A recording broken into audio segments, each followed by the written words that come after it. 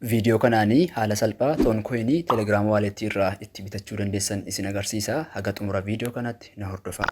Egaan kallattumaan gara viidiyoo keenya guyyaa har'aatti darbuun duratti chaanaalii keenya kanaaf haaraadha taanaan sabiskiraayib gochuudhaan maatii keenya nuuf ta'a. Viidiyoo kana ammoo laayik gochuudhaan haa eegallu.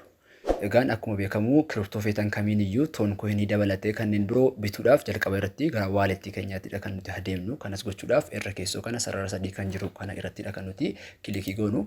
Itti aansuudhaan bakka kana irraa waaleetti kan jedhu arganna. Isa irratti haala kanaan kilikii gootu jechuudha.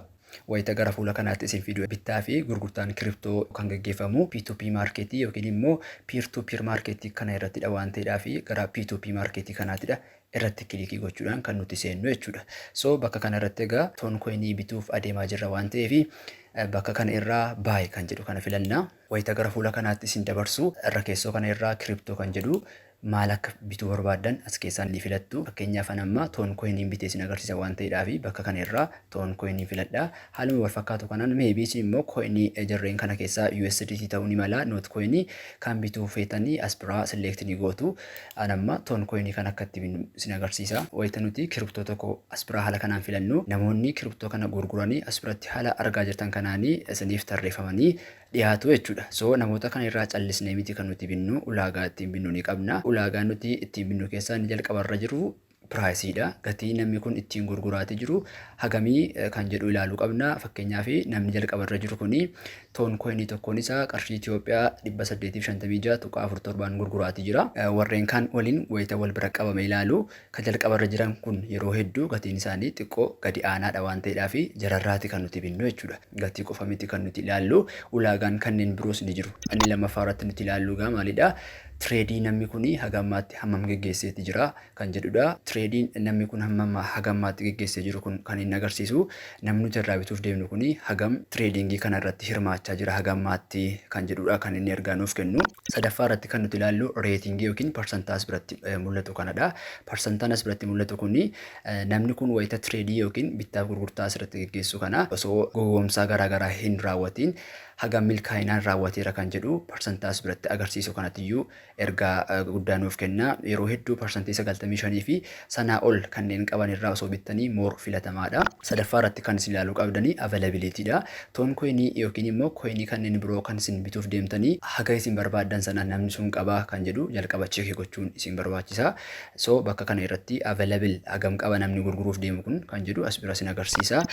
Afuraffaa irratti kan isin ilaaluu qabdanii liimitiidha. Liimitiin kun wanta baay'ee murteessaadha. Nama tokko irraa bituun duratti jalqaba irratti liimitii namni sun kaayetii jiru ilaaluun baay'ee tokko barbaachisaadha. Amma fakkeenyaaf ani waan qarshii Itoophiyaa 1000 bituu yoon barbaade nama kanarraa bituutii hin danda'u. Sababiin isaas liimitiin nama kana qarshii 550 kaasee haga 592 gidduu qofan gurguraa kan jedhudha. Inni kun ammoo 115 irraa kaasee haga 7954 gidduu nan gurgura jedha. Kun immoo 500 irraa kaasee haga kanatti nan gurgura jechaati jira. Nama tokko irraa bituu keessanii duratti liimitii isaa ilaaluun baay'ee tokko murteessaadha jechuudha. Inni kan biraa isin ilaaluu qabdanii peementii metodiidha. Peementii metodii namoota isin irraa bituuf deemtan kuni kan jarri ittiin kaffaltii fudhatan bakka kana irra kaa'anii jiran kana annan fayyadamaa kan jedhu as biraa cheekii gochuu qabdu. Isin teelebirii fi CBE fayyadamtan taanaan nama kana irraa bituu hin dandeessanii. Maaliif namni kun kan inni ittiin kaffaltii fudhatu teelebirii fi CBEdhaan jechuudha. Peementii metodii as biratti liistii godhamanii jiran kana gara bittaatti seenuu keessanii dura cheekii gochuutu isinirra jiraata. Maaliif kaffaltii karaa kanaan raawwattu waan ta'eef jechuudha. Ammas biratti namni kun tireedii haga ammaatti 473 geggeesseeti jira. Reetingiin isaa parsantii 99dha. Baay'ee bareedaadha. Tooniin inni qabu haga kanadha. Liimitiin isaa immoo 115 irraa kaasee haga kana gidduu nan gurgura jechaa jira. Kan inni ittiin kaffaltii fudhatu immoo karaa kanaan kaffaltii fudhachaati jira. Wantoonni hedduun isaa baay'ee tokko poozitiividha waan ta'eef nama kanarraa toonkoinii binnee haa ilaallu. Anammaa fakkeenyaaf kan qarshii 500 bituutan barbaade kan qarshii 500 nama kanarraa bituutii hin danda'a. Nama kanarraa bituu hin danda'u. Sababiin isaa kun qarshii 5,000 olidha kan inni gurguru. Akkasumas immoo reetingiin isaas xiqqoo gadaanaadha. Nama kanarraa moor yoon bite filatamaadha. Ergi nama kana ulaagaa keessan akka inni guutu mirkaneeffatanii booda fuuldura kana irraa baay'ee kan jedhu filattu. Itti aansuudhaan bakka kana irratti kan qarshii meeqa akka bituu barbaadan ni barreessitu. Fakkeenyaaf ani kan qarshii 500 bituu barbaade.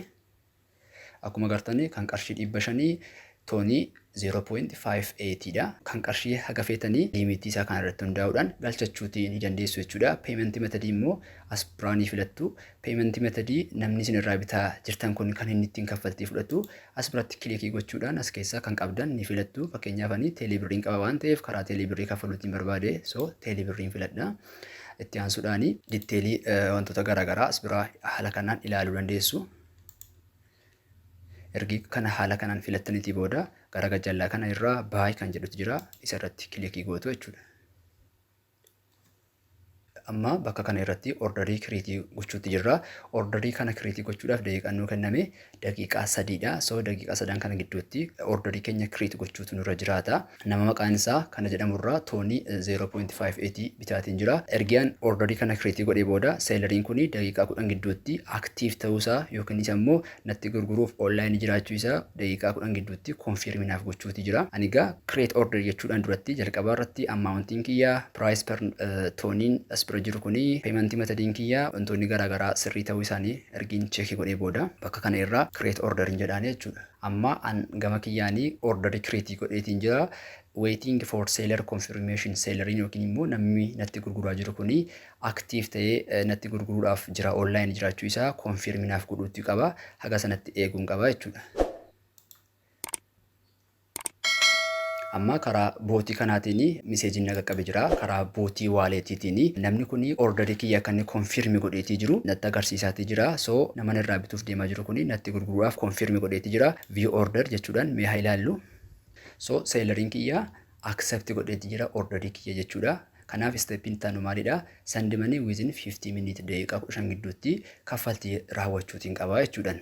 Kaffaltiin raawwadhu duratti payment method filadheetiin jira teelebirrii jechuudha. Karaa teelebirriitiin lakkoofsa bakka kana jiru irratti qarshii haga kana raawwachuutiin qaba daqiiqaa 15 gidduutti jechuudha. So daqiiqaa 15 kana gidduutti kaffaltii raawwadheen xumuruutii qaba jechuudha. Amma teelebirrii irra deemee lakkoofsa kanas biraa koppii gochuudhaan qarshii ni ergaa jechuudha.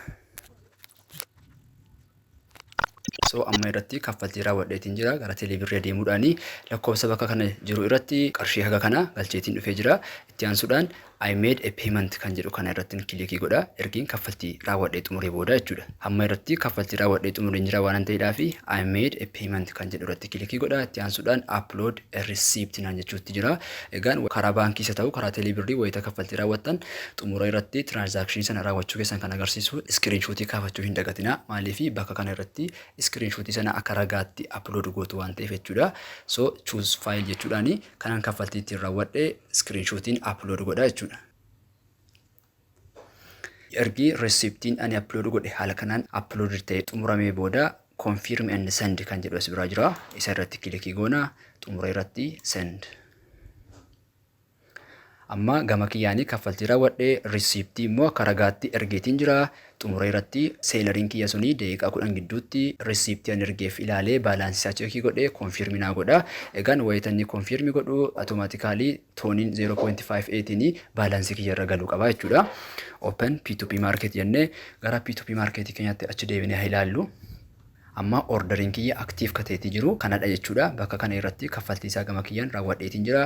Haga seelariin kuni konfirmi godhutan eegaatii jira. Wayita sana egaa baalaansii kiyya irra dhufee naaf seenaa jechuudha.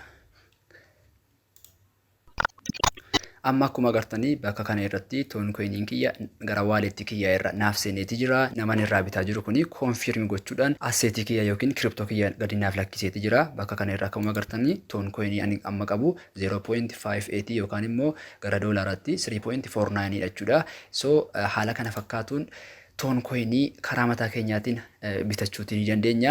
Haa ta'u malee garuu kaffaltiiwwan garaagaraatii fi maybe transaction fee network fee kaffaluudhaaf kan itti gargaaramnu taanaanii gara toon space keenyatti erguutu nurra jiraata.